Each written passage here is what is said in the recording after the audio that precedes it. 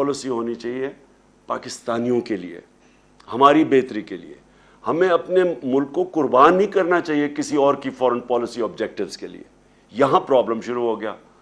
तो और फिर चाइना के ऊपर भी हम चाहते, हमारा नेबर है, हमारे अच्छे ताल्लुकात हैं, हम चाहते थे कि आगे राइजिंग पावर है, हमारा इंटरेस्ट है कि हमारे उनसे अच्छे ताल्लुकात हों। उधर भी प्रॉब्लम आया।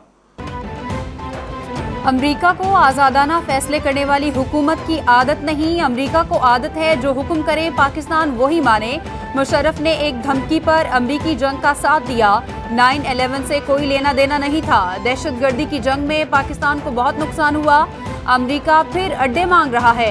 इमरान खान का ओवरसीज पाकिस्तानियों से खिताब, बोले हमारी खारजा पॉलिसी पाकिस्तानियों के लिए होनी चाहिए। कहाँ गई महंगाई, हर चीज की कीमत बढ़ गई है।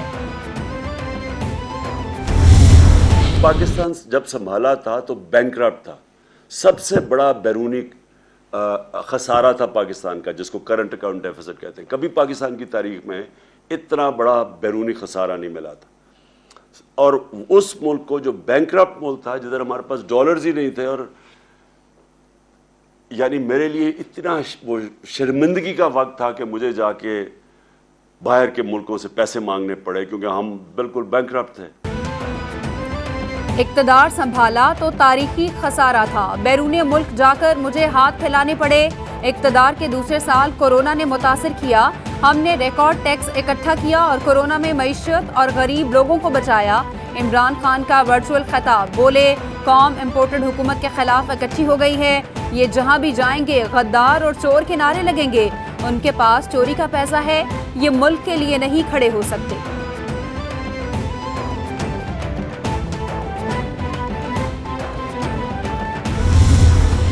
4 सालों में 24,000 अरब रुपया कर्जा लिया, कहीं कोई नई एक ईंट नहीं लगी।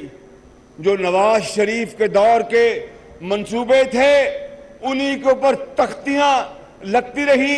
पेशावर की बीआरटी बस चलती रही और जलती रही, और कई साल वो मंसूबा ताखीर का शिकार हो गया। अरबों रुपए की करप्शन हुई। वज़ीर आज़म शहबाज शरीफ का शांगला में मेडिकल कॉलेज बनाने का ऐलान। कहते हैं खैबर पख्तूनख्वा को अजीम सूबा बनाकर दम लेंगे। जब तक जान में जान है दिन रात काम करूंगा। मौका मिला तो KPK समेत पूरे पाकिस्तान में मुफ्त इलाज होगा। वज़ीर आला खैबर पख्तूनख्वा भी इलाज मुफ्त कर दें। हमारी हुकूमत ने 11 माह में मेट्रो बसें चलाई। BRT बस चलती और जलती रही। अरबों की करप्शन हुई।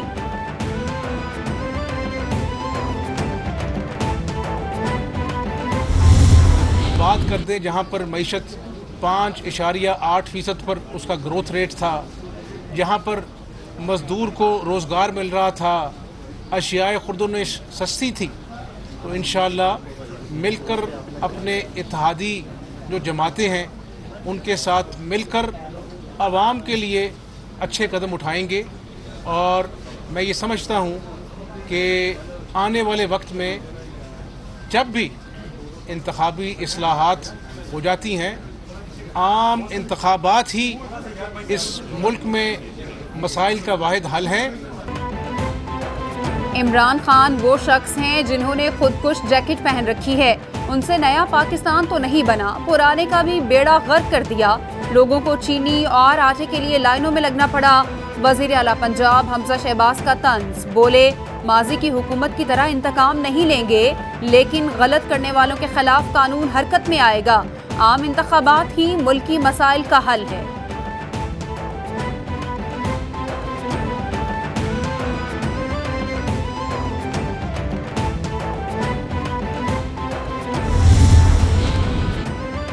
वज़ीर आला पंजाब हमजा शहबाज से पीपल्स पार्टी की सीनियर क़यादत की मुलाकात।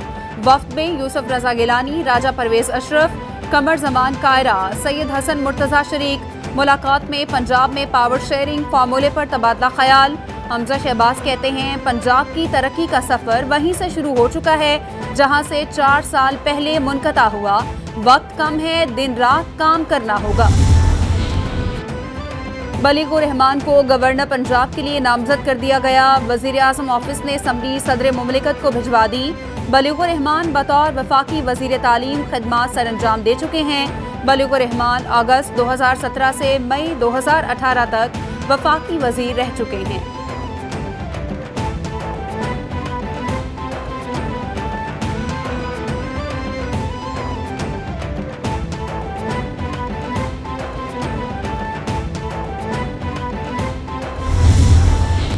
आखिरी मरतबा ये वार्न करना चाहता हूँ, ये बात मैं बतौर वज़ीर दाखिला नहीं, मैं बतौर सदर PMLN पंजाब ये कह रहा हूँ कि अगर तुम इस घटिया हरकत से बाज ना आए और तुम मुसलसल और तसलसल के साथ अपने कारकुनों को दूसरी सियासी जमातों के कायदीन की इंसल्ट करने, उनके ऊपर नारे लगाने, आवाज़ें कसने, बेहूदगी करने पे उकसाते रहे तो फिर तुम भी इससे बच नहीं सकोगे।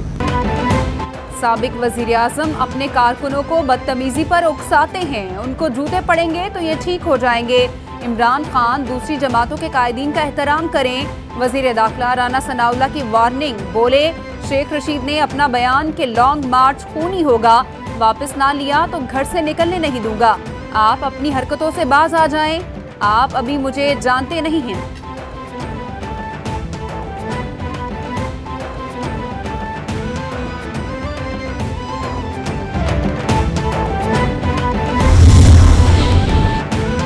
मनशियात के मुकदमे में पेशी पर आने वाला शख्स कौम को कानून की बालादस्ती का दर्स दे रहा है।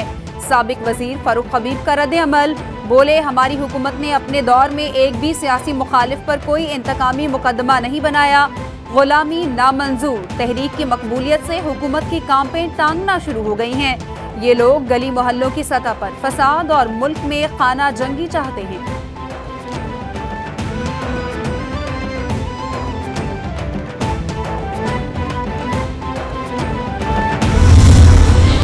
सोग में है तो जो शख्स सोग में होता है तो वो आपको पता है कि वो उसका अपने होश व आवाज खो बैठता है, और इस वक्त उनका जो फोकस है कि जो उसके खिलाफ मेगा स्कैम्स की बातें हो रही हैं और जो शुरुआत हो रही है उससे लोगों को डाइवर्ट किया जाए।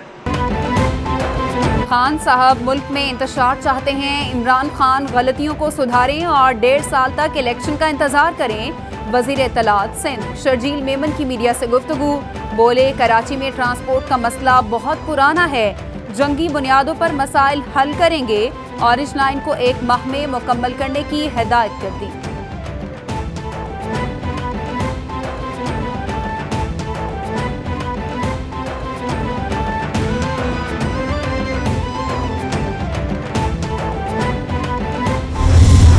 इमरान खान ने जो एक नैरेटिव खड़ा करने की कोशिश की है उसका सिर्फ मकसद ये है कि वो अपनी नालायकियों से उसने इस मुल्क की मईशत को जहाँ पहुँचाया, इस मुल्क में महंगाई को जहाँ पहुँचाया, इस मुल्क में बेरोज़गारी को जहाँ पहुँचाया, 1 करोड़ नौकरियों का वादा किया, जो नौकरियाँ तो दूर की बात है, बेरोज़गारी में इजाफा हुआ।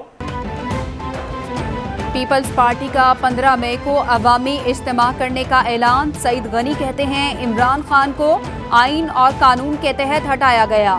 उन जैसा नालायक वजीर आजम मुल्क की तारीख में कभी नहीं आया जो अपनी नाहली से बचने के लिए अवाम को ट्रक की बत्ती के पीछे लगाना चाहता है।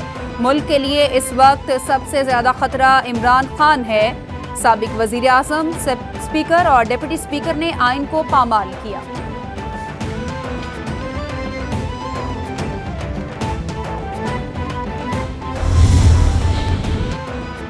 वफाकी वजीर रेलवे और हवाबाजी ख्वाजा साद रफीक का फैसलाबाद एयरपोर्ट का दौरा, मुसाफिरों को मजीद बेहतर सहूलियात फराहम करने की हिदायत की। उम्रा ज़ायरीन की सहूलत के लिए जद्दा और मदीना के लिए बराह रास्त परवाज़ें शुरू करने की भी हिदायत। कहते हैं कारोबारी बरादरी के लिए फैसलाबाद एयरपोर्ट पर कार्गो की तरसील में बेहतरी लाई जाए।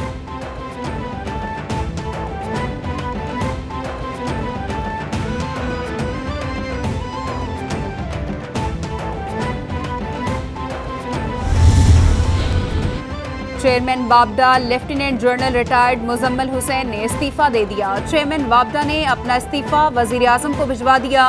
मुस्ताफी चेयरमैन वापडा कहते हैं मैंने अपनी तैनाती के दौरान मुतअद्दिद अहम आबी वसाइल पर काम किया, वापडा को अपने पांव पर खड़ा करके दिखाया।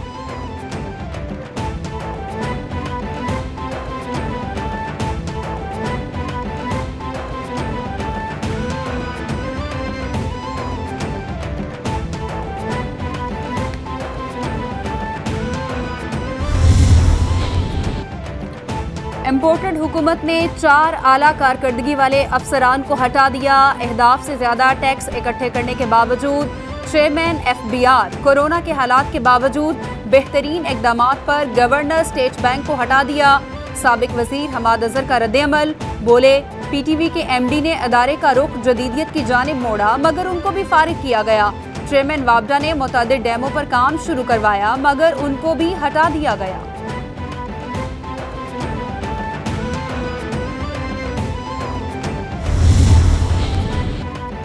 सिंध में पानी का बहरान शदीद, दरियाए सिंध में पानी की सतह तशवीशनाक हद तक कम होने से किसान परेशान।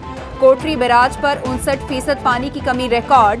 फसलों की काश्त के लिए पानी की फराहमी रोक दी गई।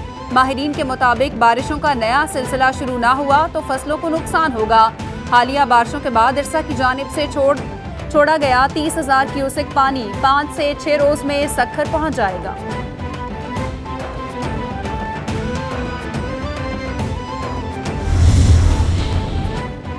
मॉनसून की मामूल से ज्यादा बारिशों और सैलाब का खदशा, शहरी रहमान ने ट्वीट में आगाह कर दिया। बोली इस साल मुल्क के बेशतर हिस्सों और शुमाली हिस्सों में मामूल से ज्यादा दर्जा हरारत गिरने और बारिशों का इम्कान है। मुतल्लिका हुकाम तमाम तरपेशी एहतियाती तदाबीर इख्तियार करें।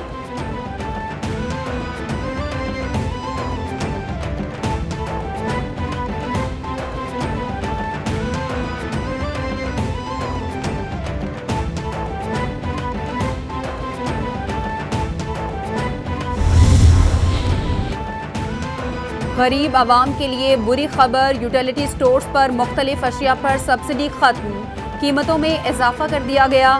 घी 260, चीनी 70 रुपए किलो में मिलेगी। आटे का 10 किलो का थैला 400 रुपए में दस्तयाब होगा।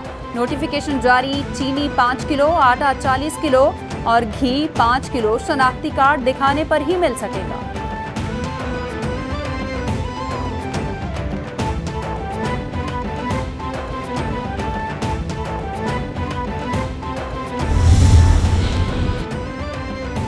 गरीब के लिए 2 वक्त की रोटी खाना भी मुश्किल, अवाम पर एक और महंगाई बम गिरा दिया गया।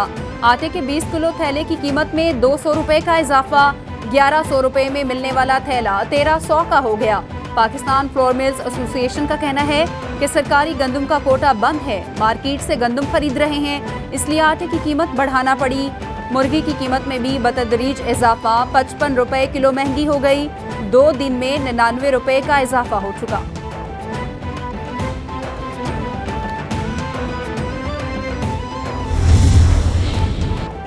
इम्पोर्टेड हुकूमत ने पहले ही माह में आवाम को महंगाई का तोहफा दे दिया। टमाटर, प्याज, सब्जियां, फल, खुर्दनी तेल, आटा, गोश्त, दालें सब ही महंगे हो गए।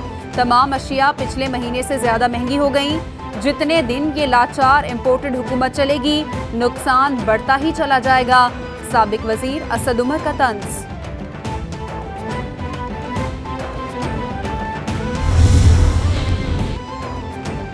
हलीम आदिल शेख कहते हैं इम्पोर्टेड हुकूमत के आने के बाद महंगाई में इजाफा हुआ है। बिजली की कीमतों में मुसलसल इजाफा किया जा रहा है।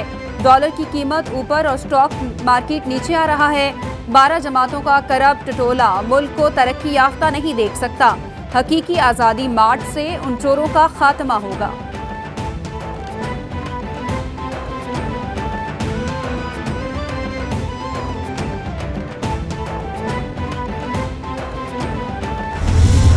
आज मैं अदालत गई थी आमिर लियाकत से अलहदगी पाने के लिए। तो बाकी की सारी मालूमात आपको न्यूज़ के थ्रू मिलेगी। जितने भी प्रूफ मालूमात सब आपको न्यूज़ के थ्रू मिलेगी। MNA आमिर लियाकत की एक और शादी भी टूटने के करीब। तीसरी बीवी ने तनसीख निकाह का दावा दायर कर दिया। दानिया शाह के मुताबिक आमिर लियाकत जैसे नजर आते हैं वैसे नहीं हैं। शादी के 4 माह किसी अजियत से कम नहीं थे। आमिर लियाकत अय्याश आदमी और आइस का नशा करता है। नशे में आमिर लियाकत आए रोज तशद्दुद भी करता है। बहावलपुर की अदालत ने आमिर लियाकत को 7 जून के लिए नोटिस जारी कर दिए।